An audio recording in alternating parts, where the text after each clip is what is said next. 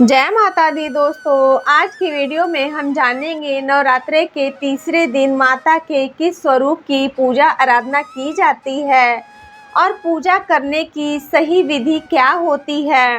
दोस्तों हम आपको बता दें, नवरात्रे के तीसरे दिन माँ चंद्रघंटा स्वरूप की पूजा आराधना होती है।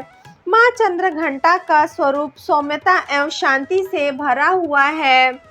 माँ चंद्रघंटा के सर पर अर्ध चंद्र दिखाई देता है, इसीलिए उनको चंद्रघंटा नाम से जाना जाता है। चैत्र नवरात्रि के तीसरे दिन दुर्गा माँ के चंद्रघंटा स्वरूप की पूजा की जाती है। 9 दिनों तक चलने वाली नवरात्रि के दौरान माँ के 9 रूपों की पूजा की जाती है। माँ चंद्रघंटा राक्षसों का वध करने के लिए जानी जाती हैं। ऐसा माना जाता है वह अपने भक्तों के दुखों को दूर करती हैं। इसीलिए माँ के हाथों में सदैव धनुष, त्रिशूल, तलवार और गदा विराजमान रहते हैं। आइए जान लेते हैं नवरात्रि के तीसरे दिन पूजा की सही विधि क्या रहेगी। नवरात्रि के तीसरे दिन माता दुर्गा के चंद्रघंटा स्वरूप की विधि विधान से इस मंत्र द्वारा जाप करें।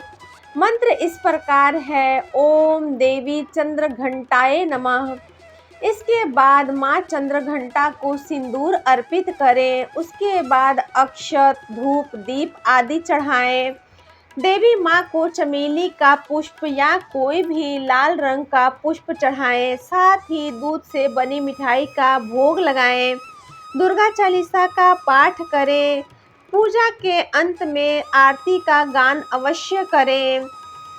माँ चंद्रघंटा असुरों के विनाश हेतु माँ दुर्गा के तीसरे रूप में अवतरित हुई थी, जो भयंकर दैत्य सेनाओं का संहार करके देवताओं को उनका हक दिलाती हैं। भक्तों को वांछित फल दिलाने वाली, संपूर्ण जगत की पीड़ा का नाश करने वाली, जिससे समस्त शस्त्रों का ज्ञान हो, वह मेधा शक्ति आप दुर्गा माँ ही हैं।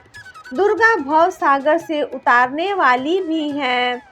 आप मुख मंद मुस्कान से सुशोभित निर्मल पूर्ण चंद्रमा के बिंब का अनुकरण करने वाली और उत्तम सुवर्ण की मनोहर कांति से कमनीय हैं। तो भी उसे देखकर महिषासुर को क्रोध हुआ और सहसा उसने माता पर प्रहार कर दिया।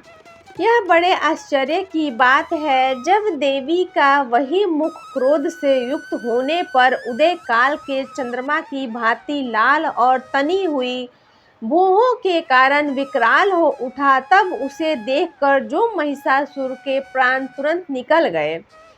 यह उससे भी बढ़कर आश्चर्य की बात है, क्योंकि क्रोध में भरे हुए अमराज को देखकर भला कौन जीवित रह सकता है।